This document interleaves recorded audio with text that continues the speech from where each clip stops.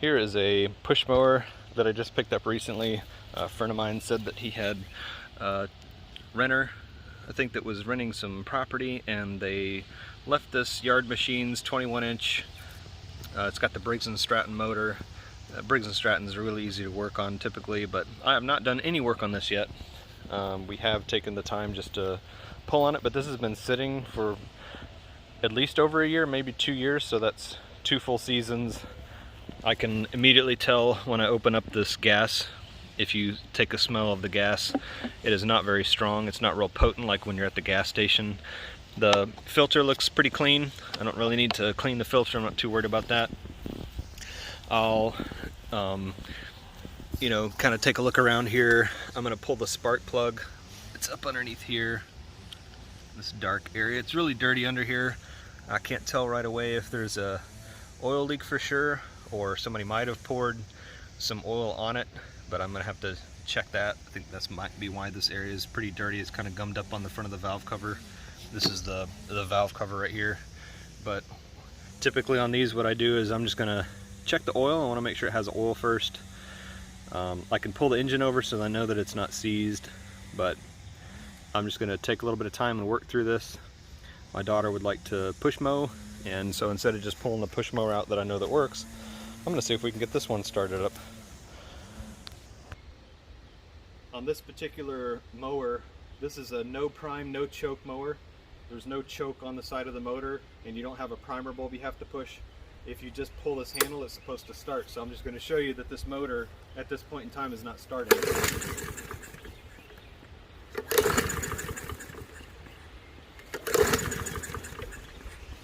So it's just been sitting for a while, and it's just not starting right now.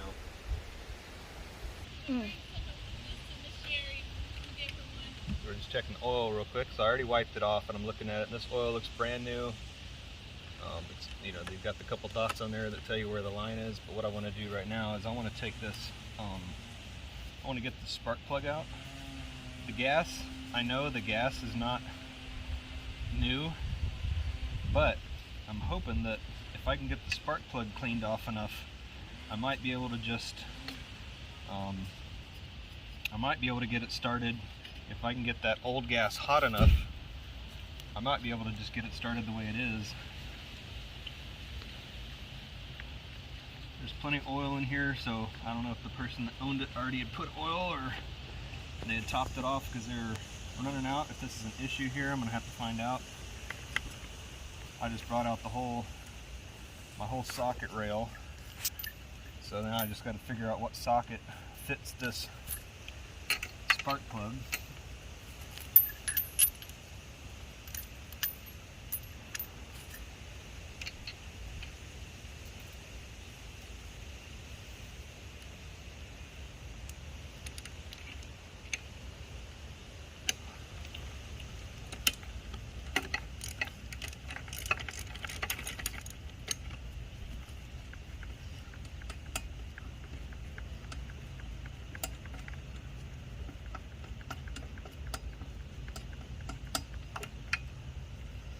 So that spark plug is pretty gummed up.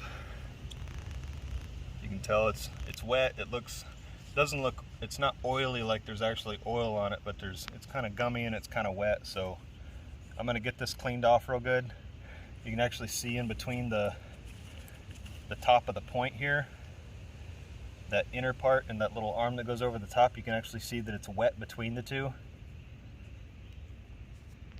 Doesn't really even smell like gas, but this needs to be cleaned. There's no way that's going to start with that being as dirty as it is, even if it does pull gas in. Even if I took the tank off and replaced the gas and it's pulling good gas in, that's just not going to start, because there might be some gunk in there where the spark plug was sitting. I'm going to go ahead and pull it a couple times, and my hope is, with this being open, when I pull it, the piston's going to push any of the gunk that might be built up in there out. So I'm just going to do that real quick.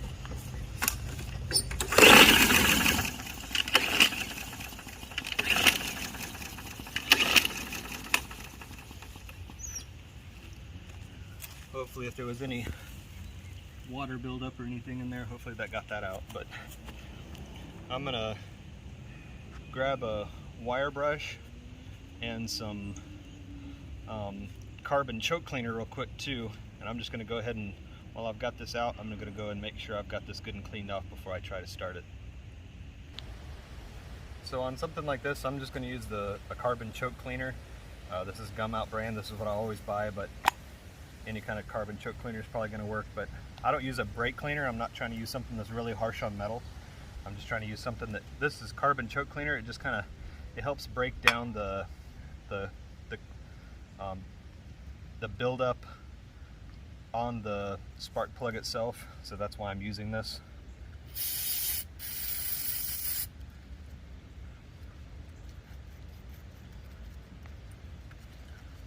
I always use a stainless steel brush when I'm cleaning these out, so that I'm not introducing an issue with rust. If I were to use like a regular mild type brush, something that's mild steel, I want to make sure this is stainless. So once I get this all cleaned off, I'm gonna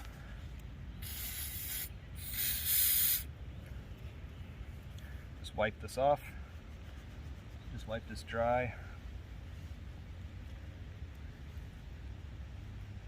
and I'm just going to install this, and we'll catch back up in a second. I'll show you what we get when we try to pull on it. So we've cleaned up the spark plug. I just put the spark plug back in, tightened the spark plug down, put the spark plug boot back on. Again, don't need a choke, don't need a primer. All you're supposed to be able to have to do is pull this handle in to get it started. So got the handle pulled in now. We're just going to see if it starts. The next step after this is going to be, if there's not gas going through the carburetor could be all gummed up, so I'm going to have to take the carburetor apart. So I'm going to have to go get a bunch of different tools and get my air hose out so I can blow all the carburetor lines out in the carburetor to make sure it's all clear. But we're going to start with the easiest first and go from there, so hopefully this will start up.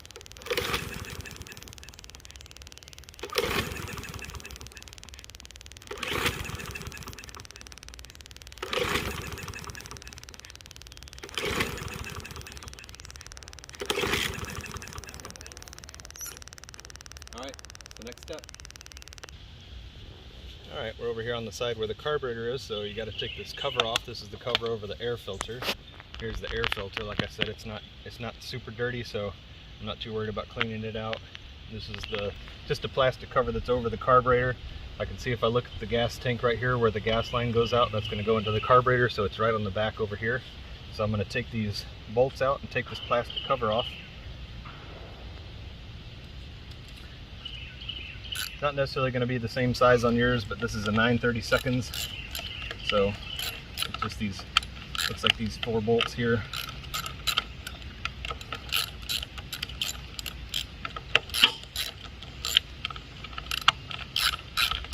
And try to just get all these loosened up.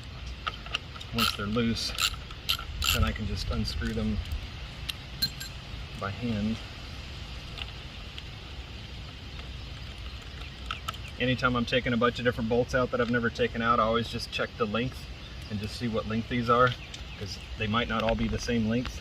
So if they're different, I need to somehow mark or remember, maybe even lay them out on the table in the same orientation to make sure that I'm putting them back in so they go in the same place they came out of. Alright, so that's these two. These are actually a little different size, so I'm going to go up to a 5/16 and see if that's, so for whatever reason on this motor, this mower, they changed the size of the bolts on the cover, so you got to go from a 9/32 to a 5/16. Yours isn't going to be the same unless it's probably the same year and the same model. This is a Briggs and Stratton 550EX, and the year for this is right here. It's 2013, so this is about 8 years old.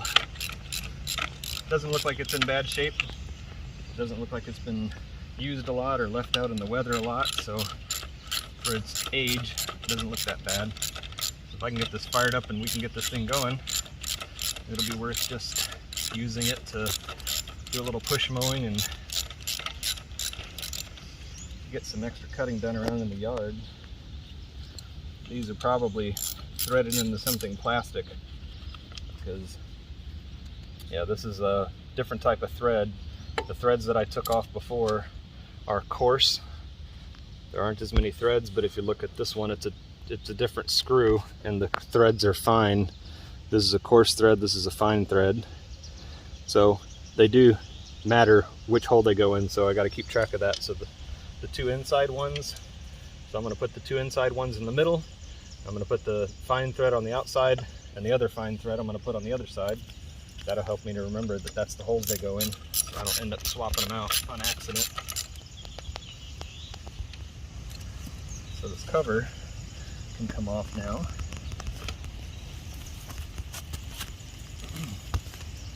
I'm going to keep these sockets out that I've been using and just put them in the lid of my socket set. On the back of this just has this little plastic insert that goes into this tube right here, so that's what I'm taking off there. That was what was kind of stuck. So now you can see better where the carburetor is. That's what this is. This assembly back here is the carburetor. So it looks like most of the arms and things are working. There's a little orange gasket on here. The carburetor is more than likely still held in. There's going to be some screws somewhere behind here to take this apart. Actually, it's just press fit. The same way this was press fit onto this hose, the carburetor is press fit into the back of it, back there. I'm going to have to tilt this. Probably going to need to get a pair of pliers to take off this. If you can see it, there's a little clamped on hose clamp here. There's another one here. So I just need to take this hose clamp off. Now the gas that's in there is going to want to pour out, so I'm either going to need to have a plug ready to go ahead and plug that up right away, or in this case, because I know this gas is probably bad, the only way to take the whole gas tank off, I'd have to take this top cover off. So I'm probably going to take this off and let the gas drain into something. I'm just going to catch it. But for now, if I pull this hose a little bit out of the way, I can get in here to these arms and take these arms off, possibly. So I'm going to try to do that real quick. So the first one came off. That wasn't a problem. That's the arm that goes over the top there. It goes onto that one. And then there's another one right here, but it looks like the angle I got to turn it is way back like this. So I don't think I'm going to be able to get it out without taking that hose off first. So let me go ahead and get this hose off. I'm going to go get more gas. This particular motor says don't use E85, so you can't use I think it's the ethanol free, but I'm going to go get something to drain the gas into, and I'm going to get a pair of needle nose pliers, or a pair of pliers to pinch that clamp in so I can take that clamp off. So we'll come back once I get the tools for that. Pliers, and hopefully I've got something I can plug the hose up with. Got a little glass jar here. I believe if you use something like a styrofoam container, the gas is just going to melt it, so make sure you've got something that you can hold gas in. But I'm just going to undo this little clamp at the bottom here. So if I pinch this in, I can just move it out of the way. It's been on here for a while, so it's probably not going to come right off, so I usually just kind of move them back and forth a little bit. Try to get this loosened up enough to come off the end of the carburetor. Now, this is going to make a mess. I'm already kind of prepared for that. There's going to be gas coming out of here. I'm not trying to get it in my face, not trying to get it all over everything, but sadly, it's just going to make a mess. Not too much I can do about it, so I'm trying to mitigate as much as I can, not making a huge mess. But if you got a better way to do this, then you can post in the comments and maybe I'll try that next time. But for now,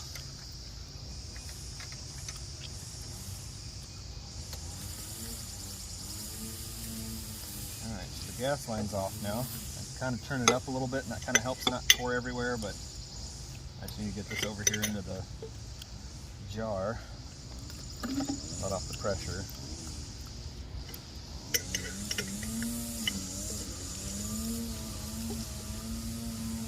I'll let the gas pour out of the tank. Like I mentioned before, the smell of the gas isn't very strong. It just means over time the gas has lost octane. Hopefully this will finish soon, so I don't have to overflow the jar. Looks like it's slowing down a little bit.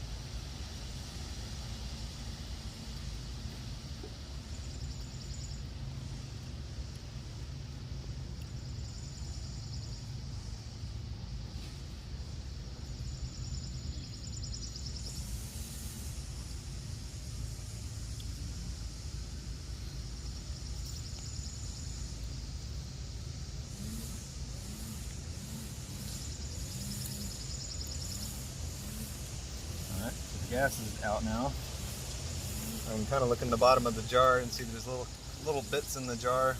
It's not too bad, it's not too dirty, but I'm not going to just pour that gas back in. So now we need to get to where we were at before. Now I can, with that gas line out of the way, I can actually take this lever off that's what's moving this back and forth. That little arm, and then the other arm was holding onto this one, so you can see kind of how these work and what they're opening and what they're closing, different valves in different areas of the body of the carburetor. So this is the carburetor. In this case it's mostly plastic, but there's little intake ports and little lines where the air goes through, and there's ports where fuel goes through.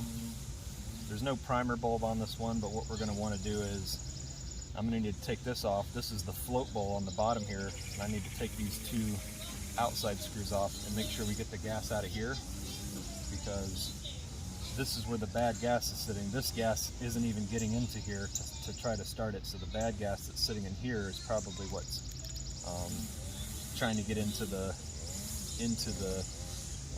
where the spark plug is, where we pulled earlier. But I'm just going to take the bottom of this off real quick and see which size. So this is back to the 9/32, so I'm going to use the 9/32 on my ratchet here. Take these two off. Just let some of the gas pour out of there.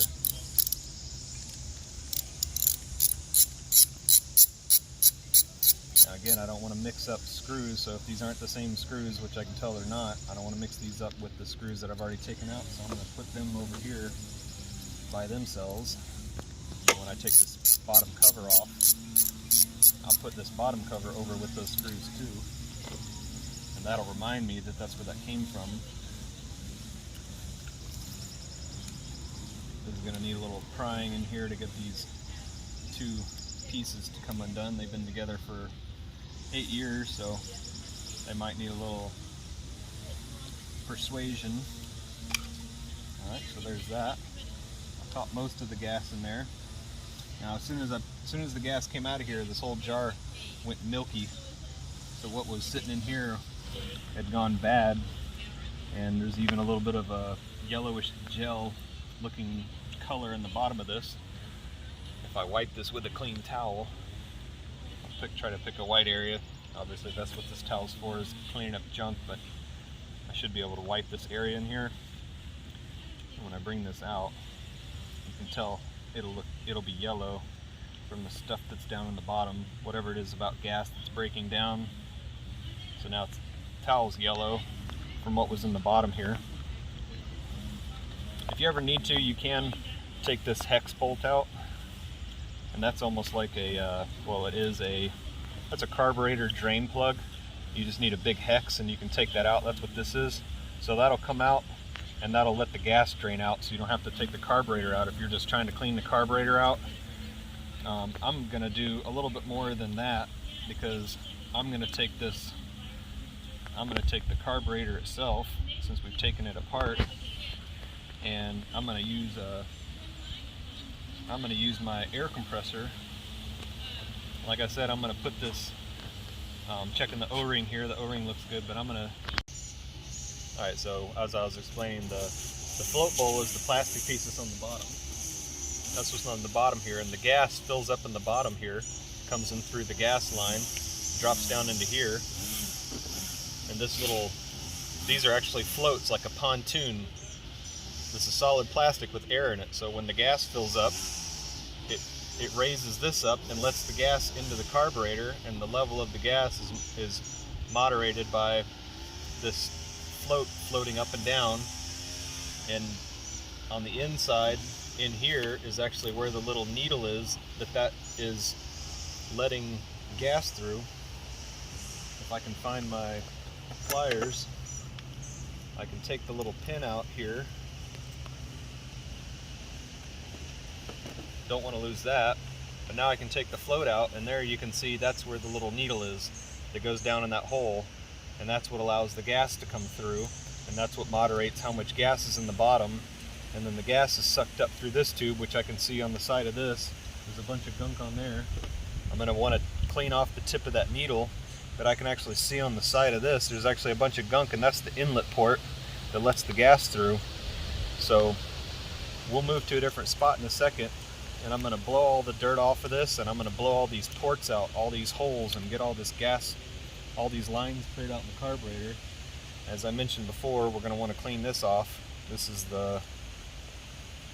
the actual, you would call this the jet.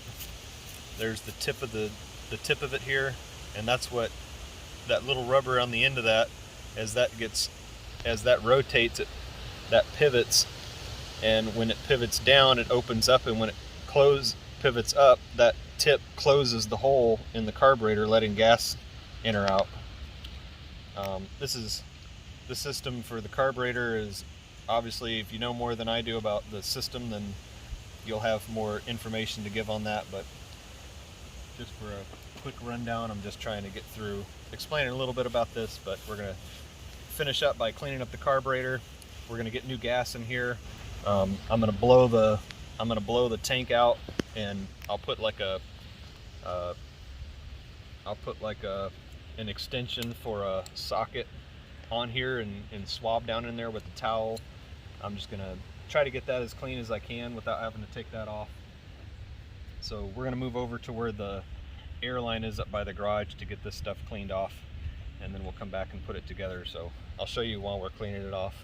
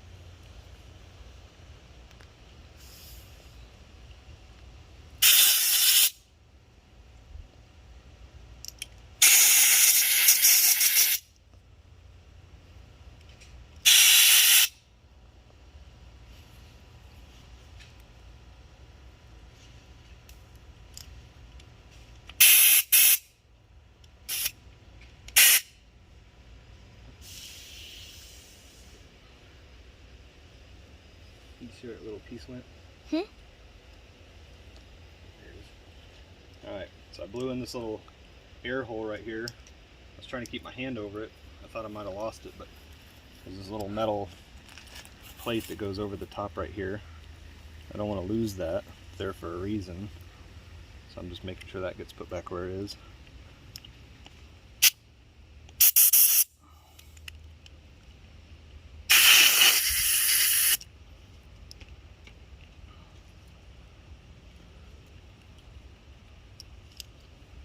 Try to get all these little ports blown out.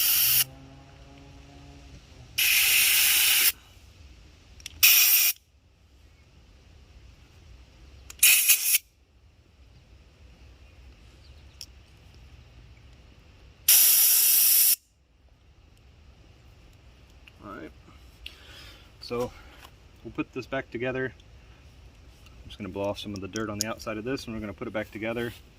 Once I have it back together and we put new gas in, we'll give it another pull, see if we can get it started. Go. Alright, so I put the float bowl back in here. I had taken that off earlier. So you put the float bowl so that it's still back on that pivot.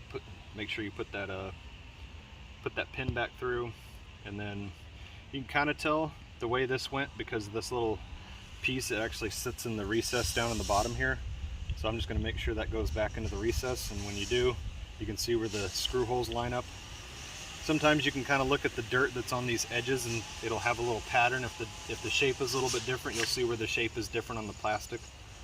But I want that to sit down in that pocket at the bottom of that, so that's where that's going to go. And then this just needs to be snug back together. I kept my two screws separate over here. We're going to put them back in, tighten this back down. That was the wrench. Let me go grab that real quick.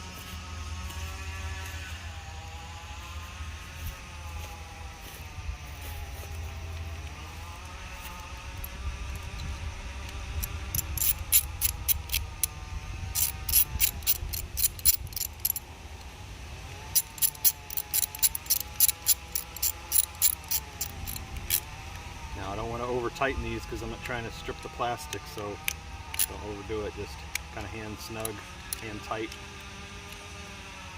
So now that this is back together, we can reattach, going back in the opposite direction as when we started.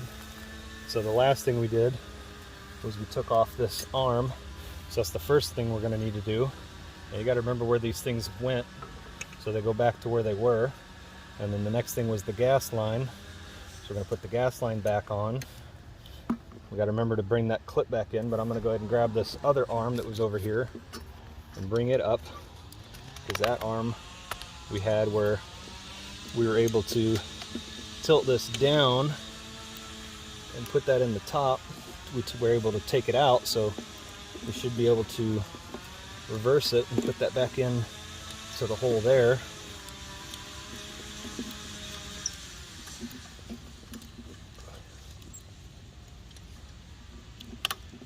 Just like that. So that one's back in now. This is mostly back together. Remember that spot in the back where we had to push the carburetor back on. So we need to line that up.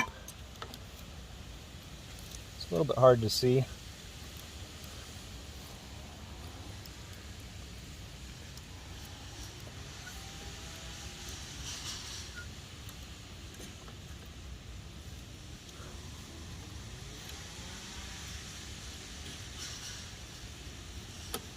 There we go. Now, like I mentioned, we need to make sure we put this clamp back on. It might not leak right away, but eventually that thing might leak, so you should always put things back to where they were. Every once in a while you find a little tip or trick to make it so that it actually works better than the original manufacturer's intention, but I'm not going to mess with this right now. I'm just going to try to get this back together. We want to get the good gas in. Now I've got the air filter cover. Got this to put back on, just checking to make sure this is kind of a clean surface where this is going to go back onto this gasket. Make sure the gasket's all pressed in. So that's going to go back on the little tube that was on the back there. I want to make sure we get that press fit back into place. We don't want to leave that off or loose. And then we got to line up the holes.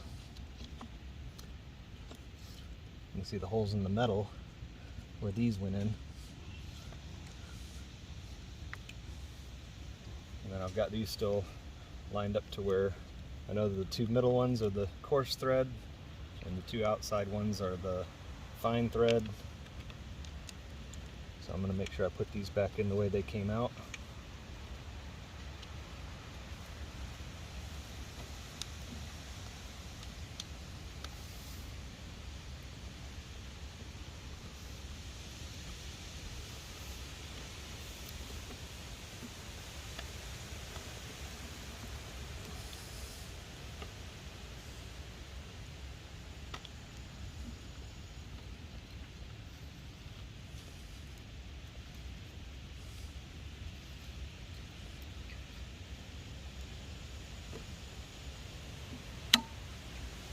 something was holding that metal plate out a little bit, so I had to push the carburetor over to get that not to be in the way.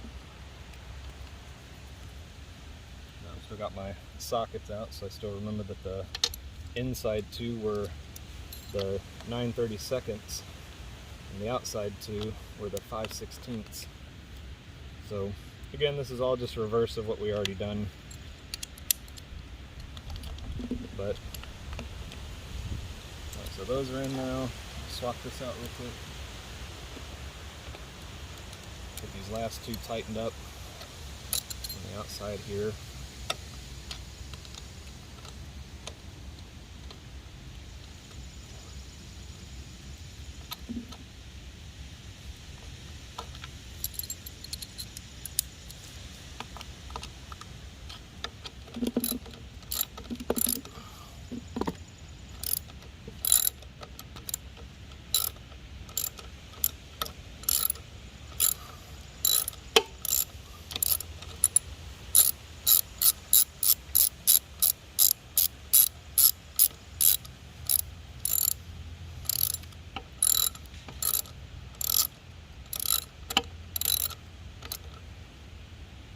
This is going into plastic. It's tightening down against plastic, so I'm not overdoing the pushing real hard on those. Which windy should I go to?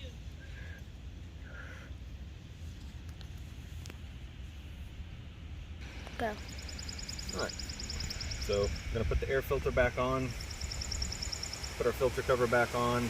Now if we needed to, I could keep this off, and what I could do is I could shoot some starter fluid into here if we have a hard time getting this started, but I'm not quite there yet because we're about to add fresh gas. We've got new gas here, so we're going to add some fresh gas, and then once we add the gas, we're going to give it a few pulls, give the gas some time to get down to the carburetor.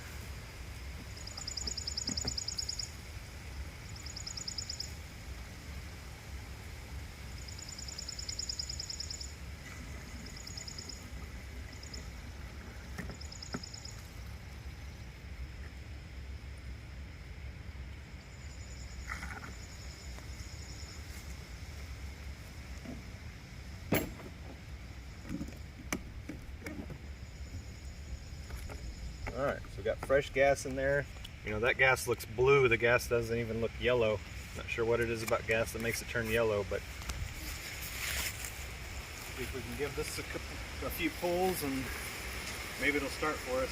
It'd be great if it'd start right away and we know we took care of everything and got it fixed.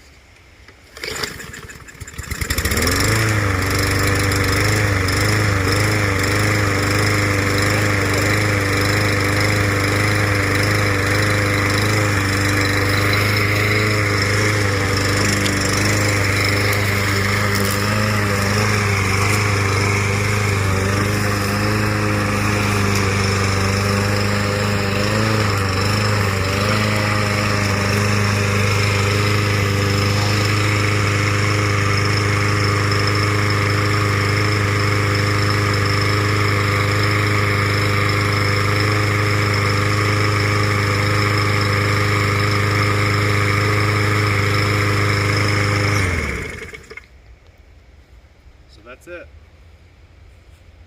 We got it running, so I'll probably just flip this up real quick and just take a look up underneath and just see how the blade's doing, and then we'll be able to start using it a little bit around the yard and start cutting some grass.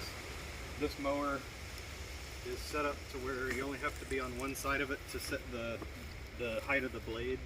So this will set the height of the deck, so it'll either bring it up or you can bring it down.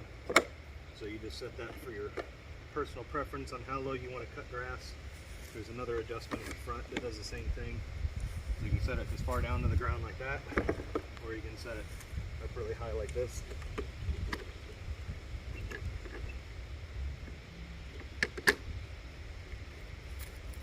That's as high as that goes.